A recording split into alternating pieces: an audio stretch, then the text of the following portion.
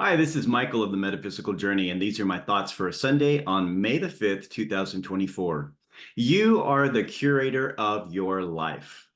What I'd like for you to do, is imagine that you are in this beautiful empty gallery space, and you are going to put together an exhibition of your life. Now, for this, you are going to purposefully choose select items to display. And the reason behind this is that you want to create a beautiful visual walkthrough of your life.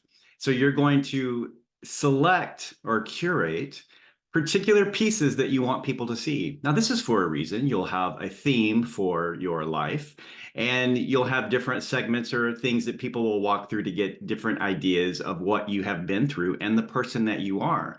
And you are going to do this for visual interest. You really want to generate a good audience, and you want them to have the best impression of you by the end of this exhibition that you are putting together.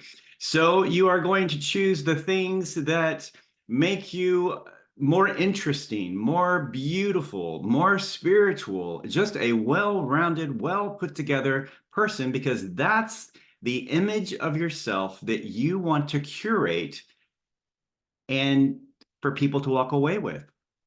Now, you might have a back room, kind of the black and blue period of your life, where if you're really brave, you'll put other select pieces that show behind the scenes of the person that you are. And it's, again, only for the brave, but it'll be a back room. And there may be some point where you close it off because you think it's not having the desired effect that I want. And sometimes the things in the back room can fall into the category of too much information. So this is your life, and you are curating it. Now, I was working with the manifestation coach, and part of the process is we began with three of my earliest childhood memories. And I journal and I write those out, and then I share that with the coach and we review them. And what I learned from that experience, which was very shocking to me actually, is that the earliest memories, the happiest memories, when I was talking about them, I was in the role of just an observer. So I was just some neutral person describing something taking place and happening to some random kid. And I learned from that I wasn't even talking about myself. I don't know who I was talking about. Were there any emotions really in those experiences? No, those all had been neatly stripped away because I had curated those out. That's sad. Well, that was just three of my earliest childhood memories. But I started paying more attention to that. And I realized before very long at all, I'm doing that all the time. I'm curating everything about my life, so much so, and not just for other people's benefit, but I'm doing it for myself. I'm not even being authentic in how I am looking at my own experiences. And we all do that. And why do we do that? Because we've been trained and conditioned to do that. Think about it. The earliest, some of the earliest memories that you have are things that you were told, things such as, if you keep crying, I'm going to give you something to cry about. Don't be a baby. Grow up. Walk it off. Suck it up, buttercup. Life isn't fair. You are not special. Who do you think you are? No one wants to hear all of that. They're going to think that you're a loser. So you really want to, don't say those things. And we have been conditioned to think that way. Plus, we're conditioned to believe that we have to be positive all the time, that we have positive affirmations. We say these things that we want to be and or that we want to see or we want to achieve or manifest, etc. And it's all positive. We are skipping out the bad stuff. We're really trimming out how we really feel about things because we're curating our life.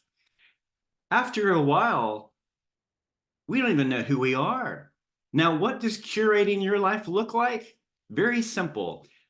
Stand in front of a mirror and smile. Just smile. What you're looking at is you curating your own life. Because as you take a picture of that, of you smiling, and look at that picture, or just stand there and keep looking at yourself and ask, is that really who I am? I see a person in front of me that's smiling, but what's behind the smile? Is it happiness? No. A lot of times it's things you're just putting on. You're faking it till you make it. And do you ever make it? No, because what you do is you take all of that negative stuff, everything that how you really genuinely feel, the things that you're holding back, you're curating that because you don't want people to see that because they might get the wrong impression. You're not as sellable. You're not as great of a commodity when you have the flaws and the darkness and the emotions that hide behind that. That's you curating your life, not just for other people, but you're curating it for yourself and you're hiding that from yourself. So you pack it away in a box, you store it somewhere, and you keep it sealed and you say, I'm never going to deal with that. But inside those little boxes of things that you've stored away are the true emotions and feelings of what you went through, what you experienced. And those emotions and feelings are what shaped the past and what also shapes how you think about the present and definitely shapes how you are going to think about the future. When things happen to us in our lives, there are no emotions connected to them. They're just things that happen. We supply the emotions. We are the ones that label the feelings of that. And it's those emotions and feelings that really shape us into the people that we are. And if we curate those out, we remove those, we've removed the most powerful component, the most powerful piece of that work of art that we experienced. And it is a work of art. Even the most tragic things have deep, intense feeling and emotion, and it shapes how we look at the overall picture. So we can't just take some sad picture and spruce it up with a colorful mat and some really decorative framing and things like that. It makes it look pretty on the surface, but behind that glass, inside that canvas, lies the truth of who you are and the colors, the emotions, and everything that shape who you've become. Don't curate that out. There are many things you may not want to share with people, and that's okay. We don't want to be in the too much information room, but you have to be true to yourself on that. We hear a lot of people, and I'm one of them, that talks about all of the moments of shadow work we're doing. We're doing shadow work. And what are we looking for? We're going into the shadows looking for things that are hidden. And what's hidden? It's things that we've curated out for the most part. Yes, there's trauma and things that happen, and we had no real say over that. But we did shape how we were going to display that in the future for people to see. We curated that. And we've like, well, that's a dark piece from a dark period of time. So how can we brighten that up? We can have beautiful, colorful paint all around it. We can have a decorative frame. We do all these things to detract and distract away from the reality of the artwork that's right in front of a person that we're putting out there. We're detracting and distracting ourselves from seeing the truth.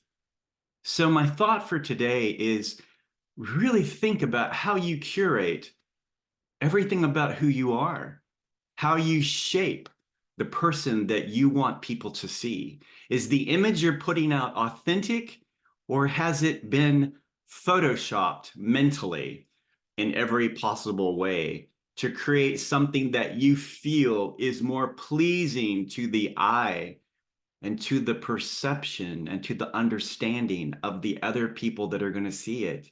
Because if you're doing that, you're saying that you are not worthy on your own to just be who you are and to show people the real you, because the real you is absolutely gorgeous. It's beautiful. It is a work of art in itself, and it is perfection, because the negative things that make up that image, that make you who you are, that's where your perfection comes from, because you've experienced it. You're not ashamed of it. You're putting it out there for all to see because you're saying, yes, because of that, I am now who I am today. And I am proud of that. I'm proud I went through that. And I'm proud that I am not hiding behind that, because when you stop hiding and you show people the real you, they are going to learn and grow from that. And you're going to be a bigger source of inspiration than you ever thought possible. So don't curate, be real, put it out there for people to see because you're worth it, you're beautiful, and you are a work of art. Thank you for listening. Have a beautiful day and happy Cinco de Mayo.